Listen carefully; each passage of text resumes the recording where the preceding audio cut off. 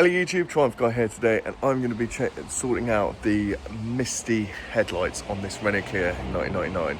So first things first, obviously give it a little clean. I know they're not too misty, but they do look worse in person. Here's a quick before and after shot. So this is the product we're going to be using today. This is Turtle Wax Headlight and Lens Restorer. So the first step, you're going to apply some of this restorer onto a microfiber cloth, and you're just going to go around in little circles, about 30 seconds a time, and repeat this process twice. If it's not completely clear by the second time round, that's what the next step's for. So you get this bit of sandpaper, it's got 1 and 2, and you're going to be doing number 1 first. So dip it in some water. I just soak the whole thing, and then again little circles, but only on the sun damaged parts of the headlight itself.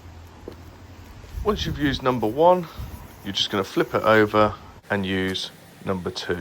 Now, I do have a link for this product in the description and in the comments. It's an affiliate link, so I do earn commission, but it won't cost you any extra. For those who do purchase off the affiliate link, I just want to say a massive thank you, as it helps the channel and my family.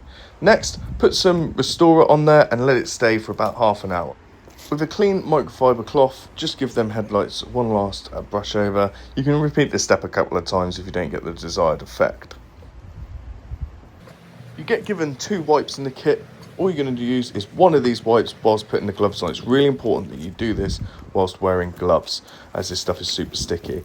And you're going to wipe over both headlights in a forward and backwards motion, and then let this set for 3 to 5 minutes. And what will happen is after 24 hours, this will fully cure. Now, I just want to say a massive thank you for those who have stayed to the end.